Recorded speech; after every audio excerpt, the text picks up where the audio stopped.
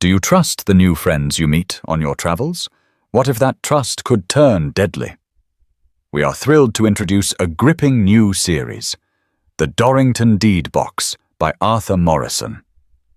This collection of detective stories is filled with deception, danger, and unexpected twists. Let's jump into the first story. The narrative of Mr. James Rigby. Why does an ordinary journey gradually turn into a deadly trap? I shall here set down in language as simple and straightforward as I can command the events which followed my recent return to England, and I shall leave it to others to judge whether or not my conduct has been characterized by foolish fear and ill-considered credulity. At the same time, I have my own opinion as to what would have been the behavior of any other man of average intelligence and courage in the same circumstances, more especially a man of my exceptional upbringing and retired habits. I was born in Australia, and I have lived there all my life till quite recently, save for a single trip to Europe as a boy, in company with my father and mother. It was then that I lost my father. I was less than 9 years old at the time, but my memory of the events of that European trip is singularly vivid. My father had emigrated to Australia at the time of his marriage, and had become a rich man by singularly fortunate speculations in land in and about Sydney.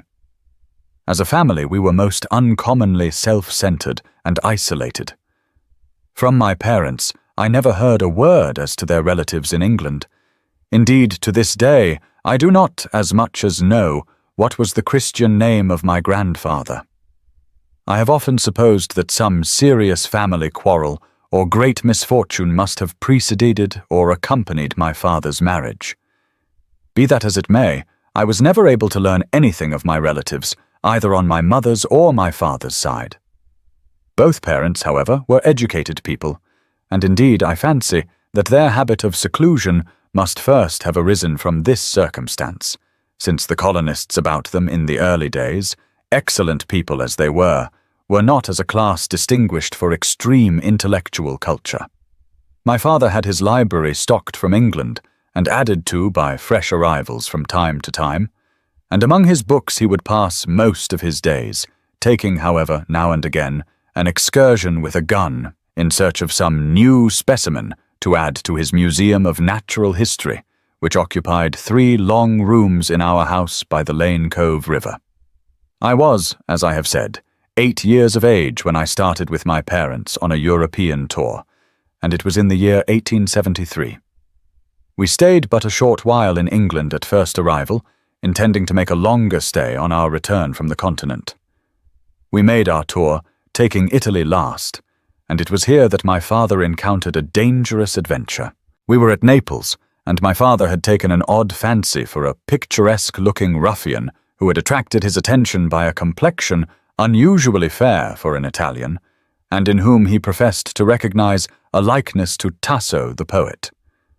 This man became his guide in excursions about the neighborhood of Naples, though he was not one of the regular corps of guides, and indeed seemed to have no regular occupation of a definite sort.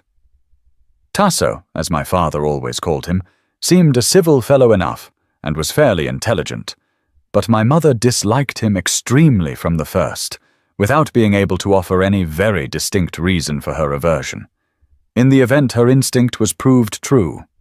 Tasso, his correct name, by the way, was Tommaso Marino, persuaded my father that something interesting was to be seen at the Astroni crater, 4 miles west of the city or thereabout, persuaded him, moreover, to make the journey on foot, and the two accordingly set out. All went well enough till the crater was reached, and then, in a lonely and broken part of the hill, the guide suddenly turned and attacked my father with a knife, his intention, without a doubt, being murder and the acquisition of the Englishman's valuables. Fortunately, my father had a hip pocket with a revolver in it, for he had been warned of the danger a stranger might at that time run wandering in the country about Naples. He received a wound in the flesh of his left arm in an attempt to ward off a stab, and fired, at wrestling distance, with the result that his assailant fell dead on the spot. He left the place with all speed, tying up his arm as he went, sought the British consul at Naples, and informed him of the whole circumstances. From the authorities there was no great difficulty. An examination or two, a few signatures, some particular exertions on the part of the consul, and my father was free, so far as the officers of the law were concerned. But while these formalities were in progress, no less than 3 attempts were made on his life, 2 by the knife and 1 by shooting, and in each his escape was little short of miraculous. For the dead ruffian, Marino, had been a member of the dreaded Camorra, and the Camorristi were eager to avenge his death. To anybody acquainted with the internal history of Italy, more particularly the history of the old kingdom of Naples, the name of the Camorra will be familiar enough. It was one of the worst and most powerful of the many powerful and evil secret societies of Italy, and had none of the excuses for existence which have been from time to time put forward on behalf of the others. It was a gigantic club for the commission of crime and the extortion of money. So powerful was it that it actually imposed a regular tax on all food material entering Naples, a tax collected and paid with far more regularity than were any of the taxes due to the lawful government of the country. The carrying of smuggled goods was a monopoly of the Camorra, a perfect organization existing for the purpose throughout the kingdom. The whole population was terrorized by this detestable society, which had no less than 12 centers in the city of Naples alone. It contracted for the commission of crime just as systematically and calmly as a railway company contracts for the carriage of merchandise. A murder was so much, according to circumstances, with extras for disposing of the body. Arson was dealt in profitably. Maimings and kidnappings were carried out with promptitude and dispatch. And any diabolical outrage imaginable was a mere matter of price. One of the staple vocations of the concern was, of course, brigandage. After the coming of Victor Emmanuel and the fusion of Italy into one kingdom, the Camorra lost some of its power, but for a long time gave considerable trouble. I have heard that in the year after the matters I am describing, 200 Camorristi were banished from Italy. As soon as the legal forms were complied with, my father received the broadest possible official hint that the sooner and the more secretly he left the country, the better it would be for himself and his family. The British consul, too, impressed it upon him that the law would be entirely unable to protect him against the machinations of the Camorra.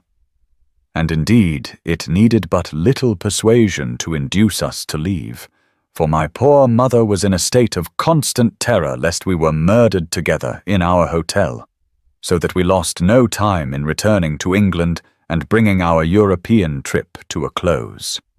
In London we stayed at a well-known private hotel near Bond Street. We had been but 3 days here when my father came in one evening with a firm conviction that he had been followed for something like 2 hours, and followed very skillfully too. More than once he had doubled suddenly with a view to confront the pursuers, who he felt were at his heels, but he had met nobody of a suspicious appearance. The next afternoon I heard my mother telling my governess, who was travelling with us, of an unpleasant-looking man who had been hanging about opposite the hotel door, and who, she felt sure, had afterwards been following her and my father as they were walking. My mother grew nervous and communicated her fears to my father. He, however, pooh-poohed the thing and took little thought of its meaning. Nevertheless, the dogging continued, and my father, who was never able to fix upon the persons who caused the annoyance, indeed he rather felt their presence by instinct, as one does in such cases than otherwise, grew extremely angry, and had some idea of consulting the police. Then one morning my mother discovered a little paper label stuck on the outside of the door of the bedroom, occupied by herself and my father. It was a small thing, circular, and about the size of a 6-penny piece, or even smaller, but my mother was quite certain that it had not been there when she last entered the door the night before, and she was much terrified, for the label carried a tiny device, drawn awkwardly in ink, a pair of knives of curious shape, crossed, the sign of the Camorra. Nobody knew anything of this label, or how it came where it had been found. My mother urged my father to place himself under the protection of the police at once, but he delayed.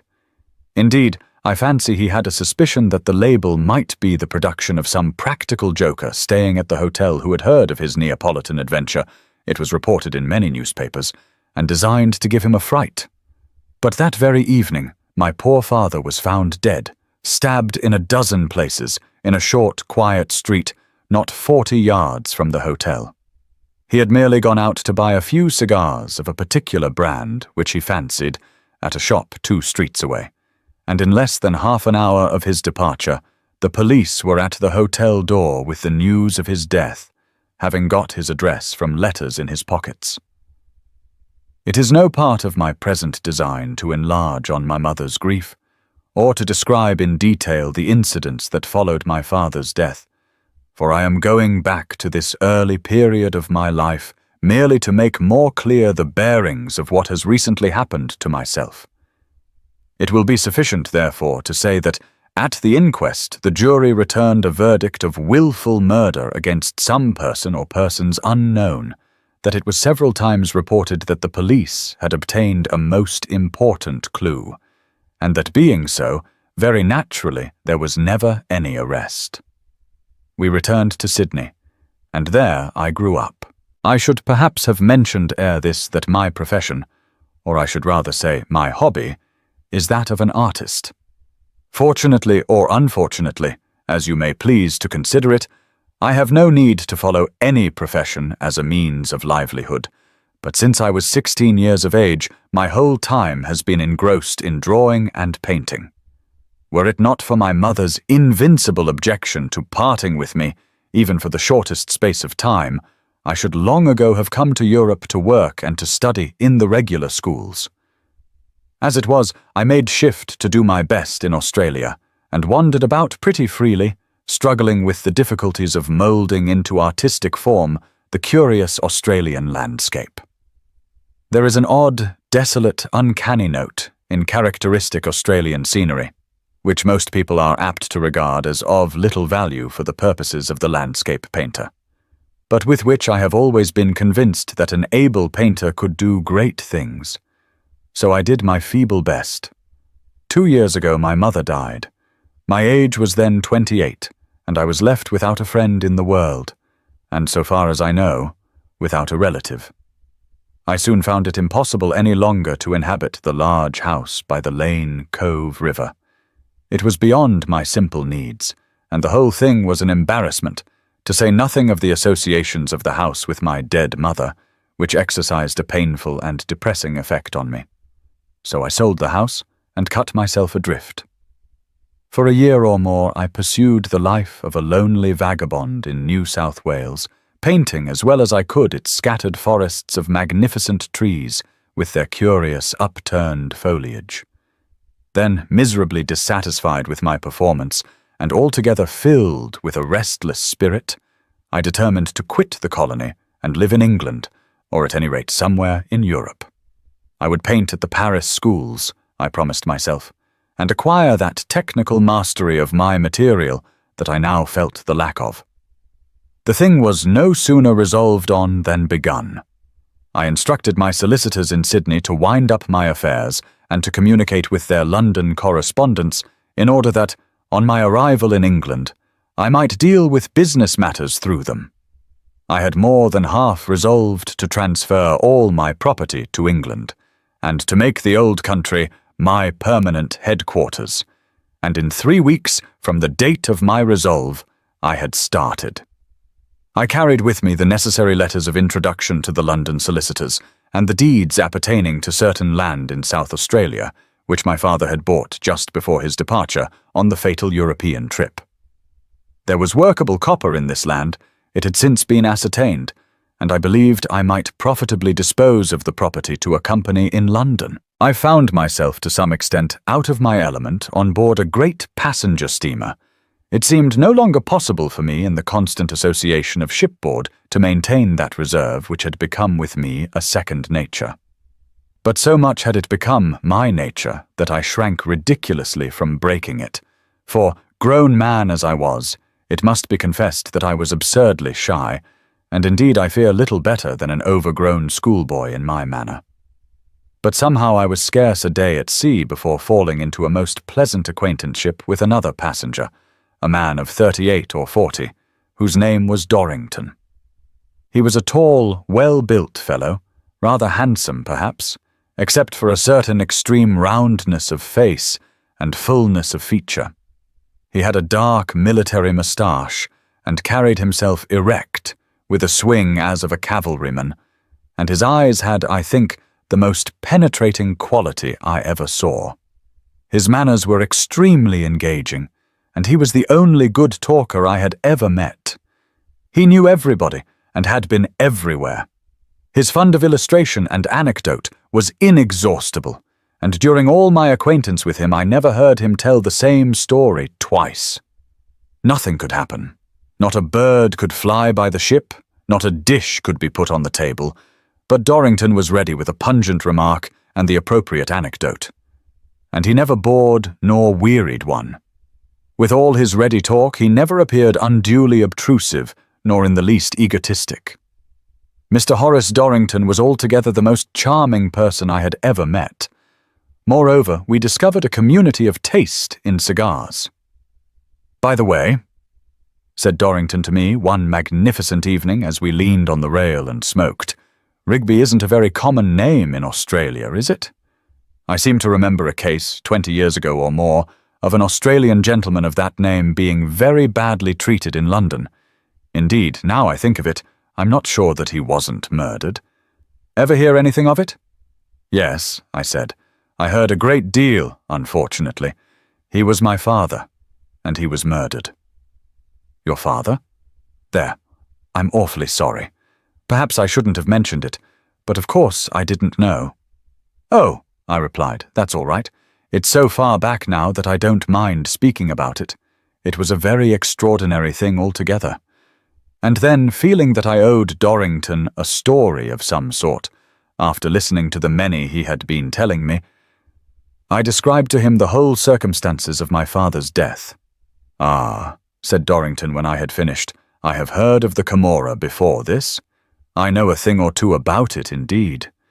As a matter of fact, it still exists. Not quite the widespread and open thing it once was, of course, and much smaller.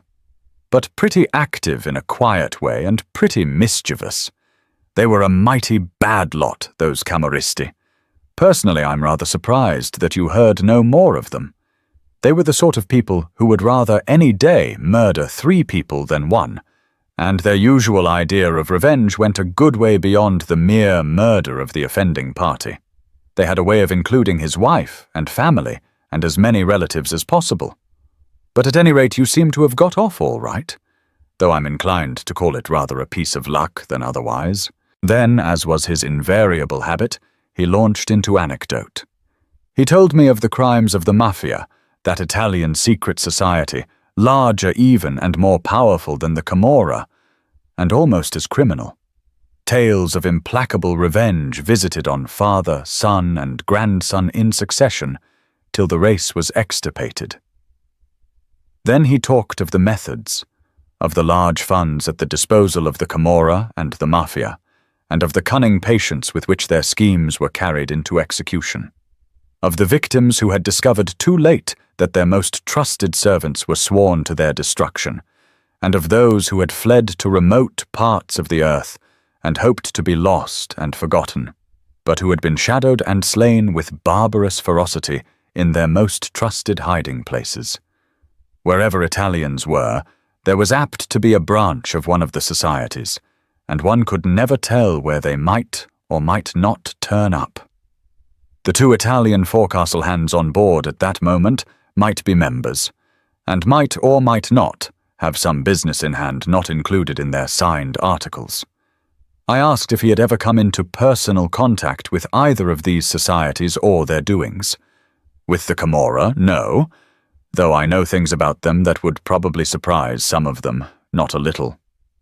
But I have had professional dealings with the Mafia, and that without coming off second best, too.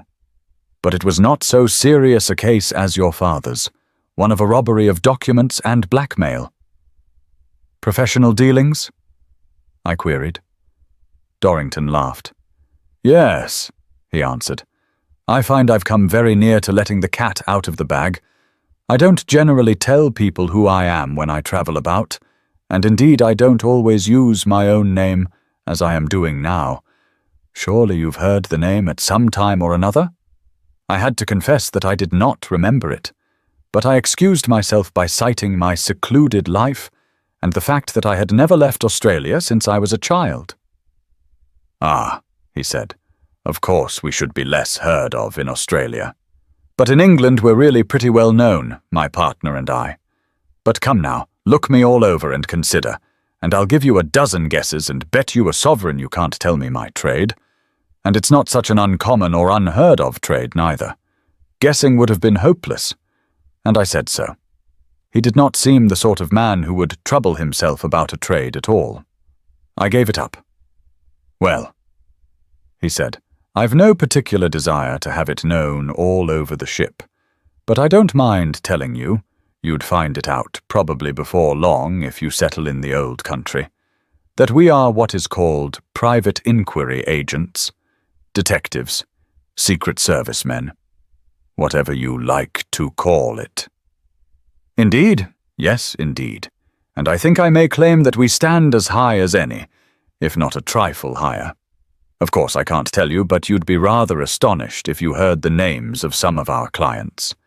We have had dealings with certain royalties, European and Asiatic, that would startle you a bit if I could tell them.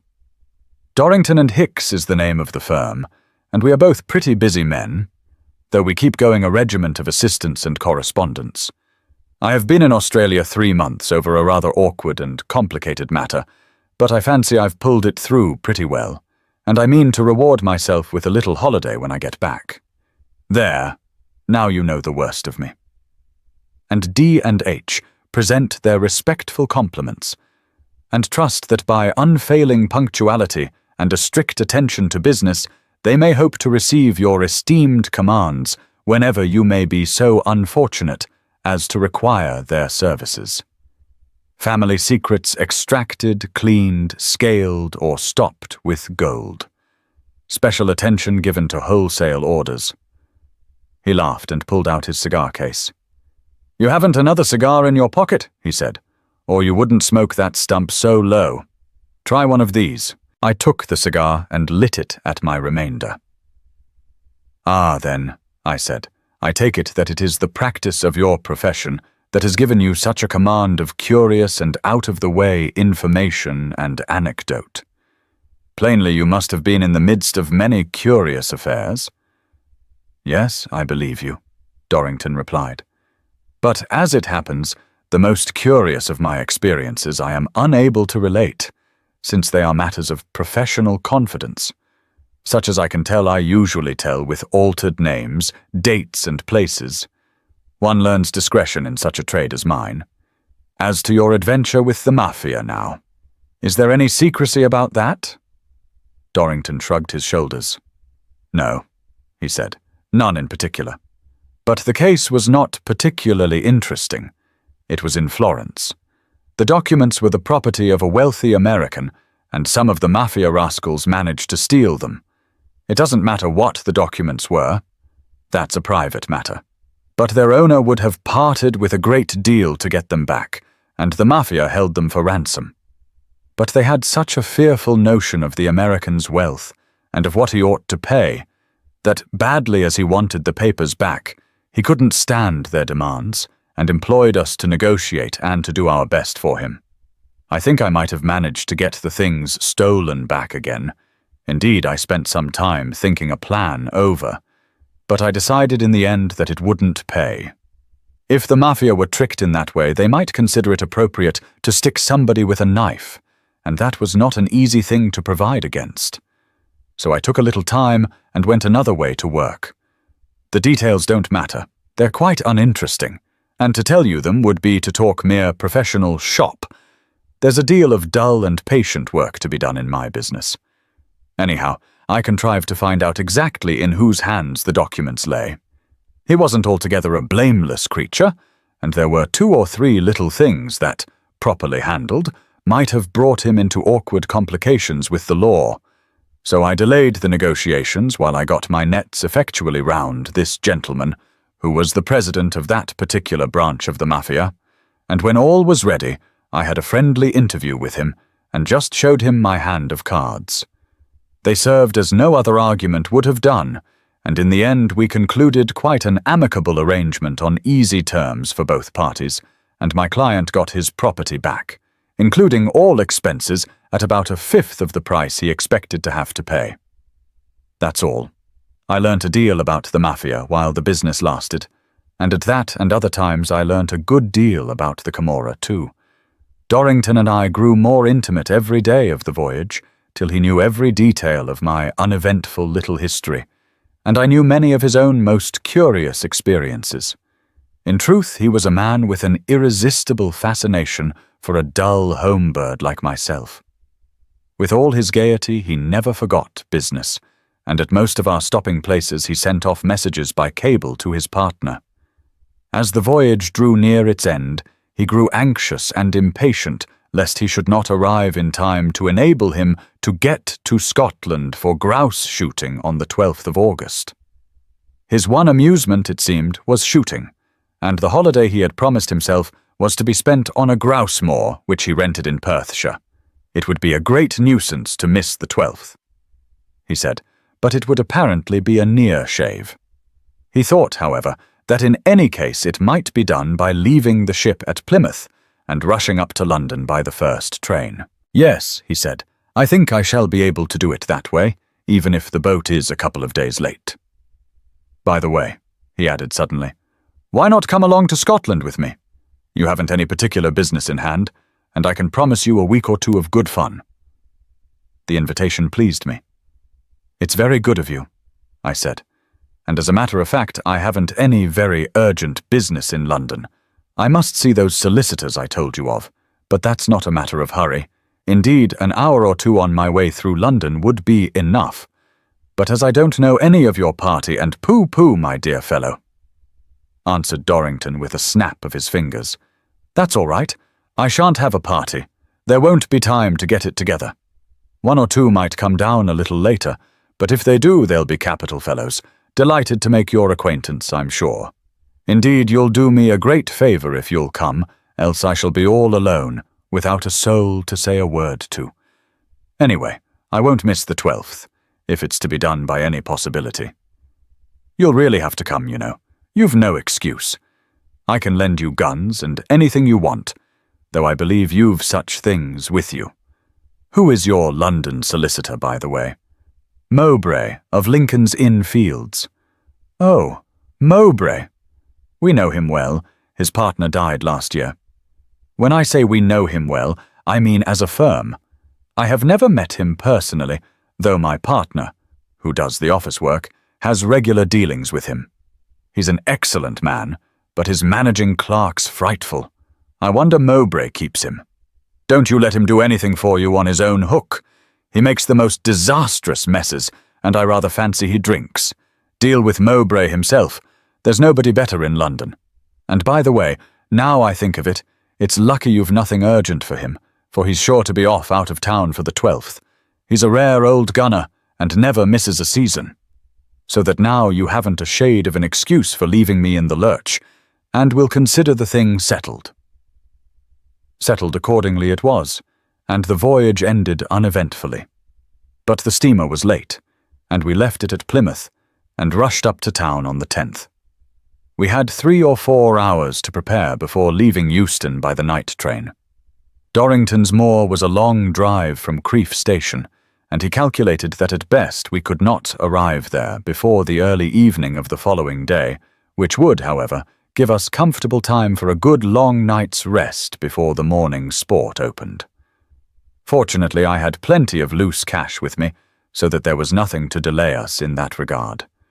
We made ready in Dorrington's rooms, he was a bachelor, in Conduit Street, and got off comfortably by the 10 o'clock train from Euston. Then followed a most delightful 8 days. The weather was fine, the birds were plentiful, and my first taste of grouse shooting was a complete success.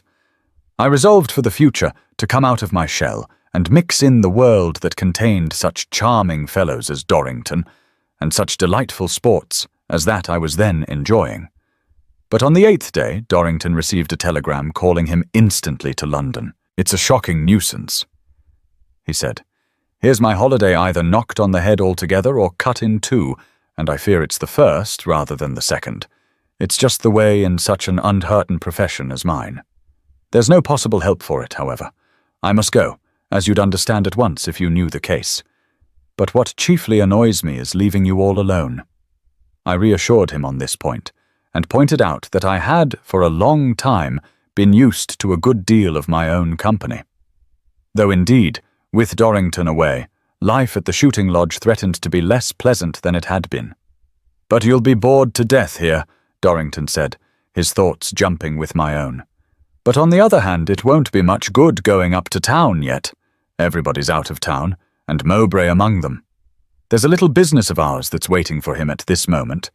My partner mentioned it in his letter yesterday. Why not put in the time with a little tour round? Or you might work up to London by irregular stages and look about you. As an artist, you'd like to see a few of the old towns.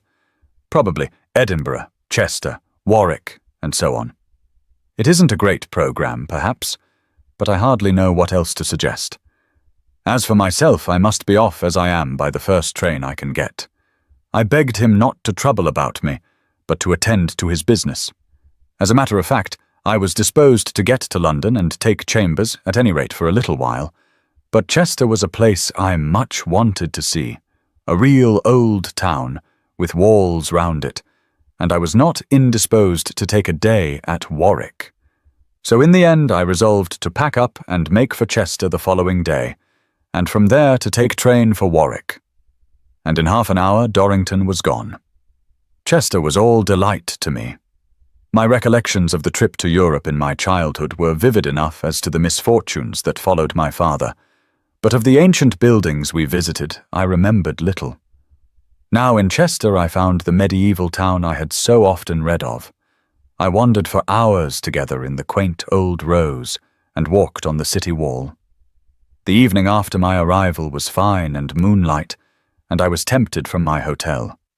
I took a stroll about the town and finished by a walk along the wall from the Watergate toward the cathedral. The moon, flecked over now and again by scraps of cloud, and at times obscured for half a minute together, lighted up all the rudi in the intervals and touched with silver the river beyond. But as I walked, I presently grew aware of a quiet, shuffling footstep some little way behind me. I took little heed of it at first, though I could see nobody near me from whom the sound might come. But soon I perceived that when I stopped, as I did from time to time, to gaze over the parapet, the mysterious footsteps stopped also, and when I resumed my walk, the quiet, shuffling tread began again. At first I thought it might be an echo, but a moment's reflection dispelled that idea. Mine was an even, distinct walk, and this which followed was a soft, quick, shuffling step, a mere scuffle.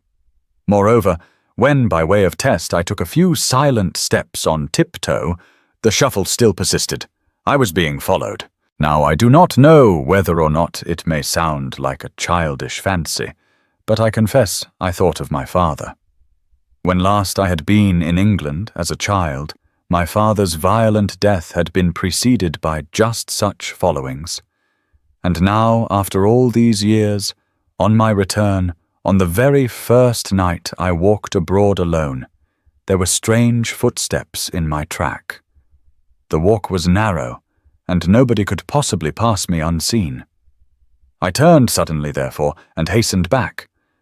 At once I saw a dark figure rise from the shadow of the parapet and run.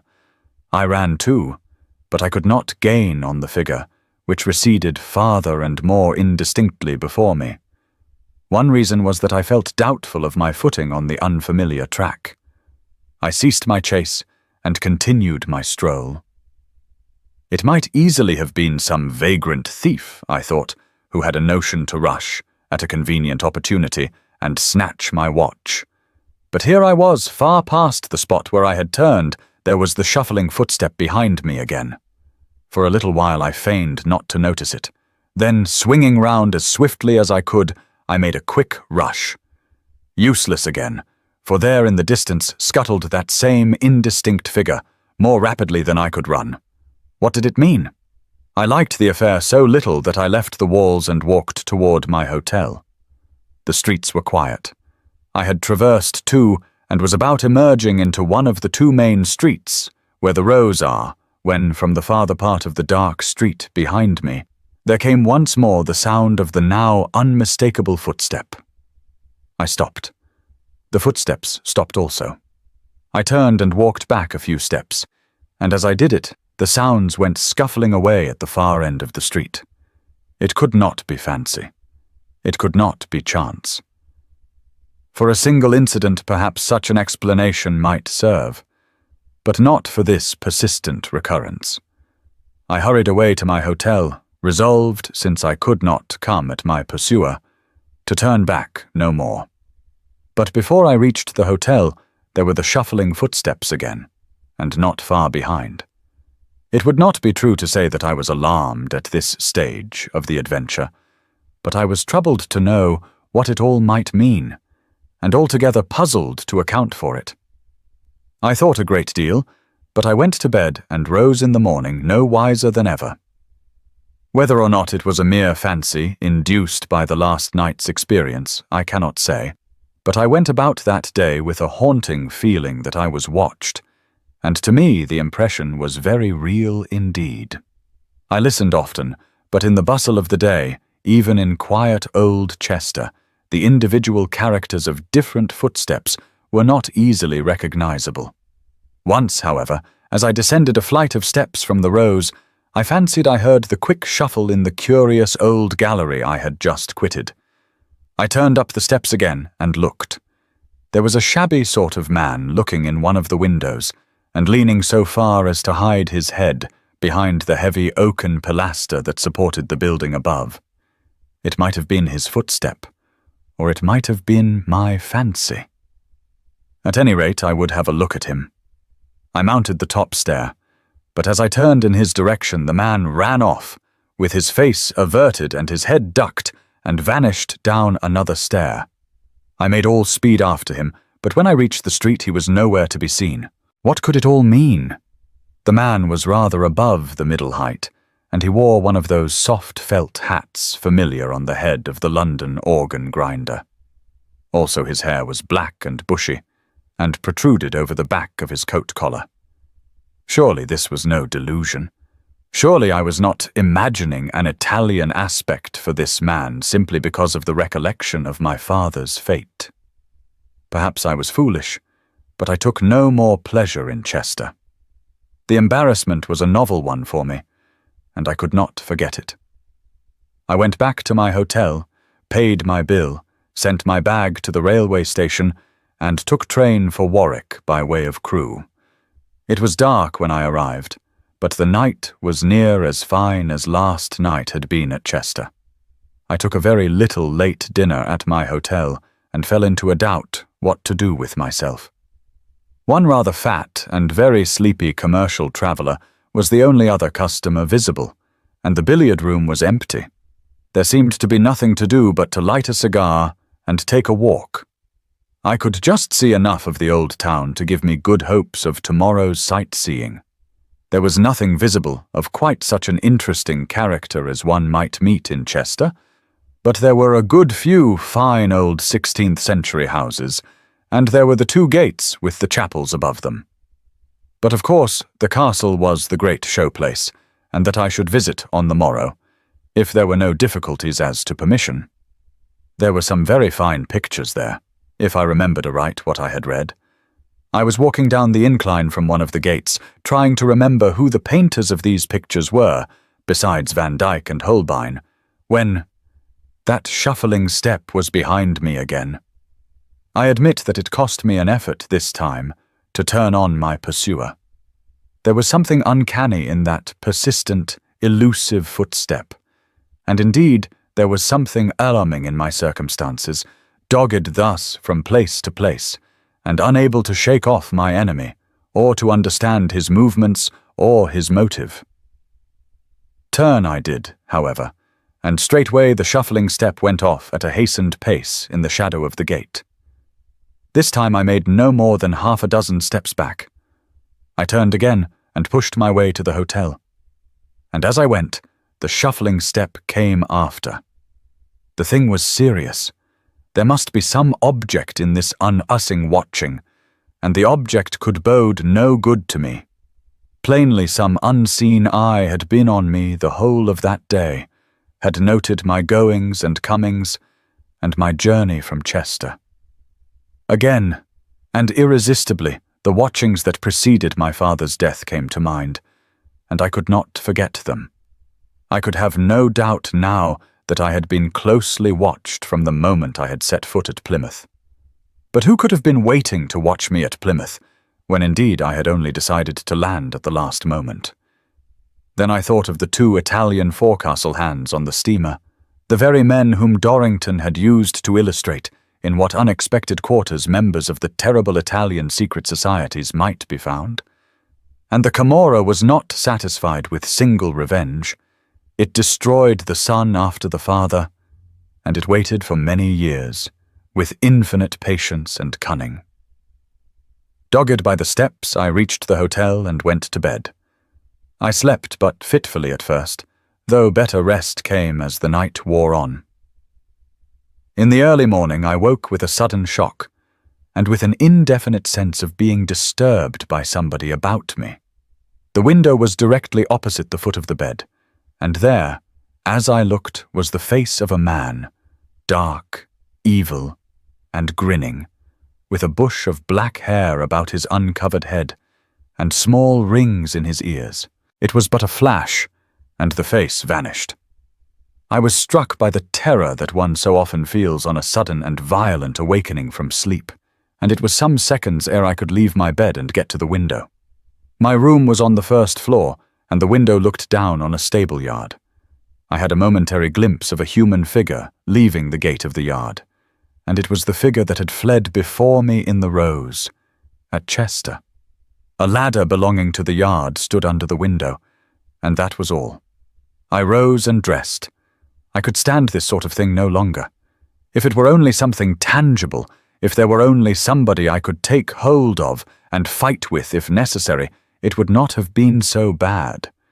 But I was surrounded by some mysterious machination, persistent, unexplainable, that it was altogether impossible to tackle or to face. To complain to the police would have been absurd. They would take me for a lunatic. They are indeed just such complaints that lunatics so often make to the police, complaints of being followed by indefinite enemies, and of being besieged by faces that look in at windows. Even if they did not set me down a lunatic, what could the police of a provincial town do for me in a case like this? No, I must go and consult Dorrington. I had my breakfast, and then decided that I would at any rate try the castle before leaving. Try it I did accordingly, and was allowed to go over it. But through the whole morning I was oppressed by the horrible sense of being watched by malignant eyes. Clearly there was no comfort for me while this lasted, so after lunch I caught a train which brought me to Euston soon after 6:30. I took a cab straight to Dorrington's rooms, but he was out, and was not expected home till late. So I drove to a large hotel near Charing Cross. I avoid mentioning its name for reasons which will presently be understood, sent in my bag, and dined. I had not the smallest doubt but that I was still under the observation of the man or the men who had so far pursued me. I had indeed no hope of eluding them, except by the contrivance of Dorrington's expert brain. So as I had no desire to hear that shuffling footstep again, indeed it had seemed at Warwick to have a physically painful effect on my nerves, I stayed within and got to bed early. I had no fear of waking face to face with a grinning Italian here. My window was 4 floors up, out of reach of anything but a fire escape. And in fact I woke comfortably and naturally, and saw nothing from my window but the bright sky, the buildings opposite, and the traffic below. but as I turned to close my door behind me as I emerged into the corridor, there, on the muntin of the frame, just below the bedroom number, was a little round paper label, perhaps a trifle smaller than a sixpence, and on the label, drawn awkwardly in ink, was a device of two crossed knives of curious, crooked shape, the sign of the Camorra. I will not attempt to describe the effect of this sign upon me. It may best be imagined in view of what I have said of the incidents preceding the murder of my father. It was the sign of an inexorable fate, creeping nearer step by step, implacable, inevitable, and mysterious.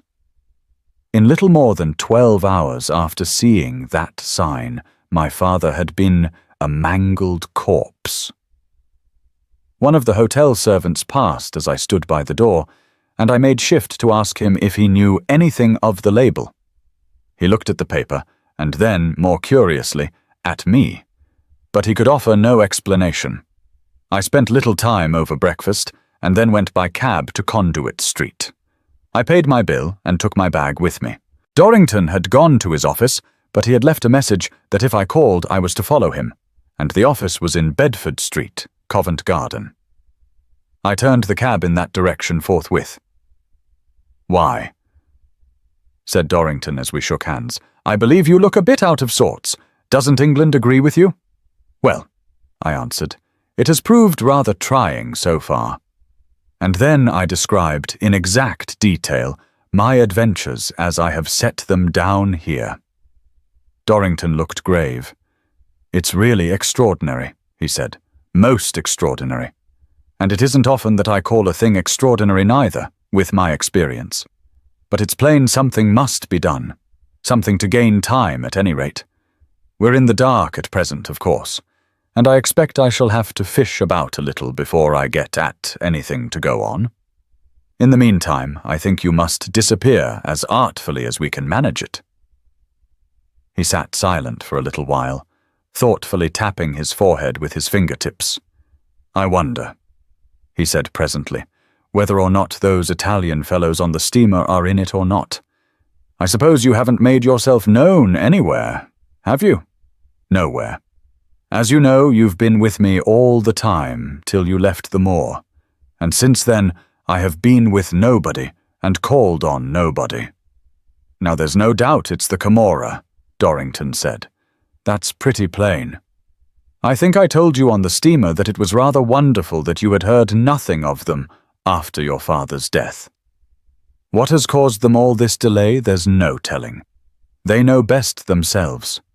It's been lucky for you anyway, so far. What I'd like to find out now is how they have identified you and got on your track so promptly. There's no guessing where these fellows get their information. It's just wonderful. But if we can find out, then perhaps we can stop the supply or turn on something that will lead them into a pit. If you had called anywhere on business and declared yourself, as you might have done, for instance, at Mowbray's, I might be inclined to suspect that they got the tip in some crooked way from there. But you haven't? Of course, if those Italian chaps on the steamer are in it, you're probably identified pretty certainly. But if they're not, they may only have made a guess. We two landed together and kept together till a day or two ago. As far as any outsider would know, I might be Rigby, and you might be Dorrington. Come, we'll work on those lines. I think I smell a plan. Are you staying anywhere? No. I paid my bill at the hotel and came along here with my bag. Very well. Now there's a house at Highgate kept by a very trustworthy man, whom I know very well, where a man might be pretty comfortable for a few days, or even for a week, if he doesn't mind staying indoors and keeping himself out of sight. I expect your friends of the Camorra are watching in the street outside at this moment, but I think it will be fairly easy to get you away to Highgate without letting them into the secret, if you don't mind secluding yourself for a bit. In the circumstances, I take it you won't object at all. Object? I should think not. Very well, that's settled.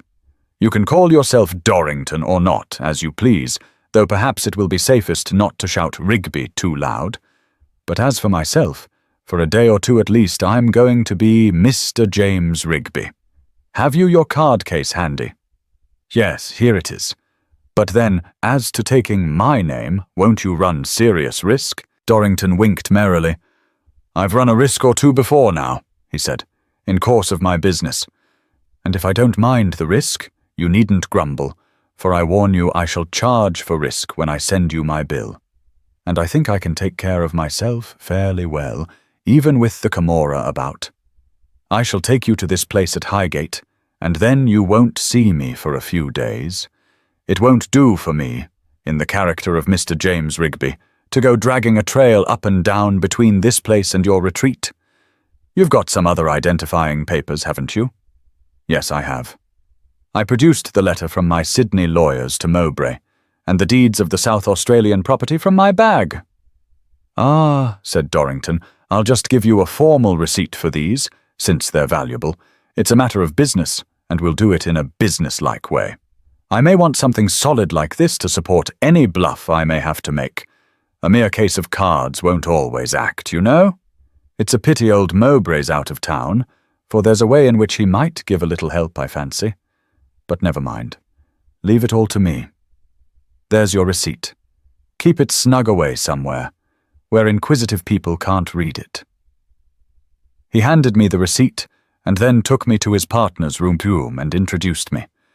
Mr. Hicks was a small, wrinkled man, older than Dorrington, I should think, by 15 or 20 years, and with all the aspect and manner of a quiet, old, professional man.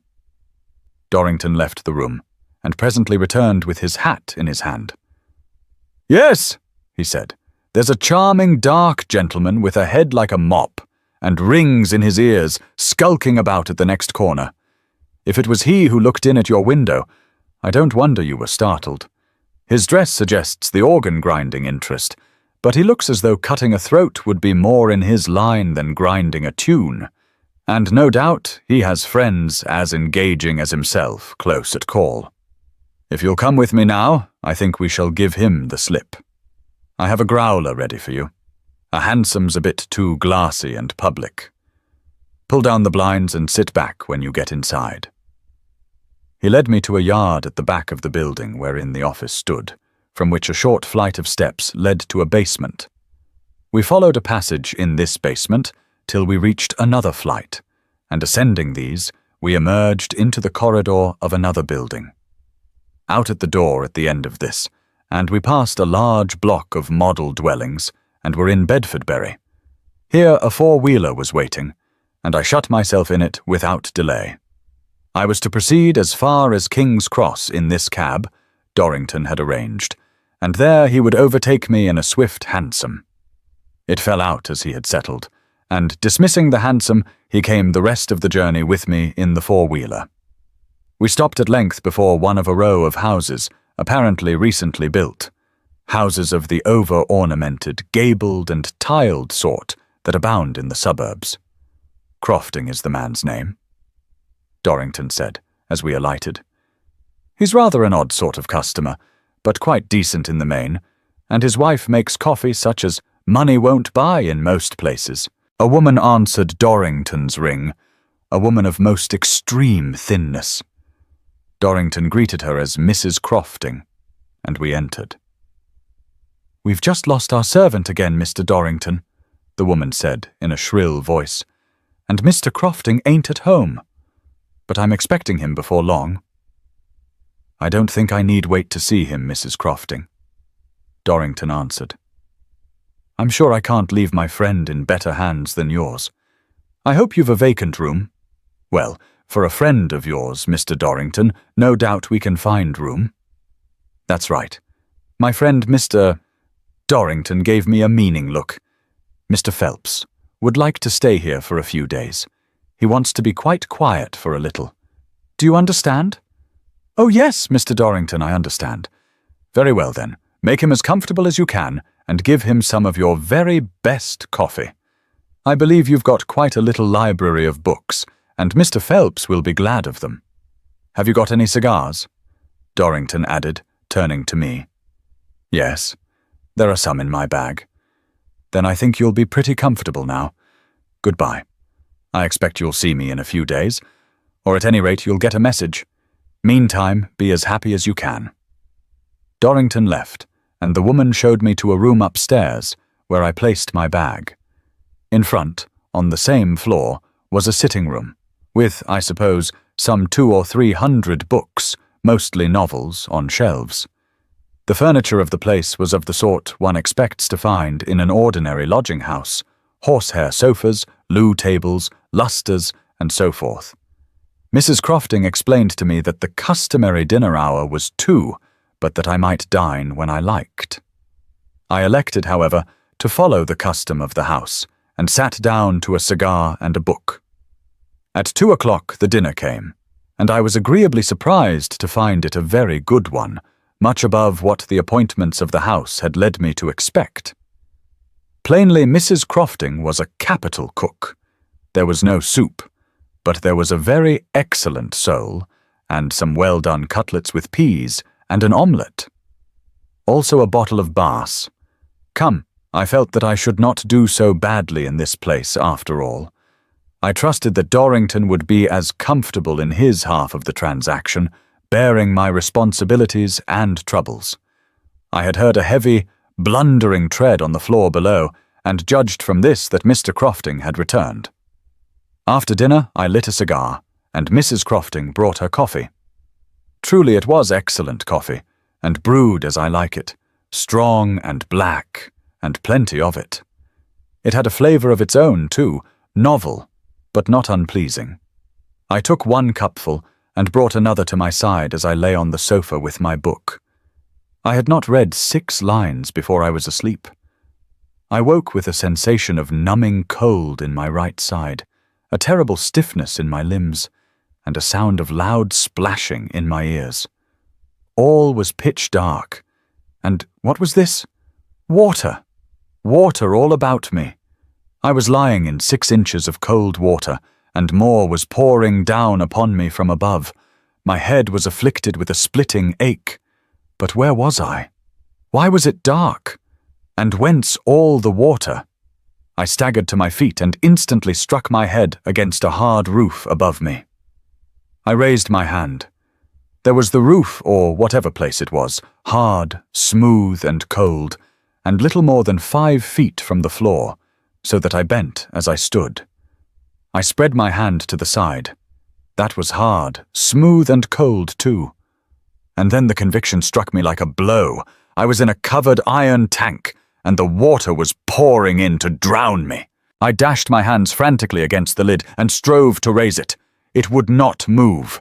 I shouted at the top of my voice and turned about to feel the extent of my prison. One way I could touch the opposite sides at once easily with my hands. The other way it was wider, perhaps a little more than 6 feet altogether. What was this? Was this to be my fearful end, cooped in this tank while the water rose by inches to choke me? Already the water was a foot deep. I flung myself at the sides. I beat the pitiless iron with fists, face and head. I screamed and implored. Then it struck me that I might at least stop the inlet of water. I put out my hand and felt the falling stream, then found the inlet and stopped it with my fingers. But water still poured in with a resounding splash. There was another opening at the opposite end, which I could not reach without releasing the one I now held. I was but prolonging my agony. Oh, the devilish cunning that had devised those 2 inlets, so far apart. Again I beat the sides, broke my nails with tearing at the corners, screamed and entreated in my agony. I was mad, but with no dulling of the senses, for the horrors of my awful, helpless state overwhelmed my brain, keen and perceptive to every ripple of the unceasing water. In the height of my frenzy I held my breath, for I heard a sound from outside. I shouted again, implored some quicker death. Then there was a scraping on the lid above me, and it was raised at one edge and let in the light of a candle. I sprang from my knees and forced the lid back, and the candle flame danced before me. The candle was held by a dusty man, a workman apparently, who stared at me with scared eyes, and said nothing but, "Goo law!" Overhead were the rafters of a gabled roof, and tilted against them was the thick beam which, jammed across from one sloping rafter to another, had held the tank lid fast. "Help me!" I gasped. "Help me out!" The man took me by the armpits and hauled me, dripping and half dead, over the edge of the tank, into which the water still poured, making a noise in the hollow iron that half drowned our voices. The man had been at work on the cistern of a neighbouring house, and hearing an uncommon noise, he had climbed through the spaces left in the party walls to give passage along under the roofs to the builders' men. Among the joists at our feet was the trapdoor through which, drugged and insensible, I had been carried, to be flung into that horrible cistern. With the help of my friend the workman, I made shift to climb through by the way he had come. We got back to the house where he had been at work, and there the people gave me brandy and lent me dry clothes. I made haste to send for the police, but when they arrived, Mrs. Crofting and her respectable spouse had gone. Some unusual noise in the roof must have warned them, and when the police, following my directions further, got to the offices of Dorrington and Hicks, those acute professional men had gone too, but in such haste that the contents of the office, papers, and everything else had been left just as they stood. The plot was clear now. The followings, the footsteps, the face at the window, the label on the door, all were a mere humbug arranged by Dorrington for his own purpose, which was to drive me into his power and get my papers from me. Armed with these and with his consummate address and knowledge of affairs, he could go to Mr. Mowbray in the character of Mr. James Rigby, sell my land in South Australia, and have the whole of my property transferred to himself from Sydney. The rest of my baggage was at his rooms. If any further proof were required, it might be found there. He had taken good care that I should not meet Mr. Mowbray, who, by the way, I afterwards found had not left his office, and had never fired a gun in his life. At first I wondered that Dorrington had not made some murderous attempt on me at the shooting place in Scotland, but a little thought convinced me that that would have been bad policy for him. The disposal of the body would be difficult, and he would have to account somehow for my sudden disappearance.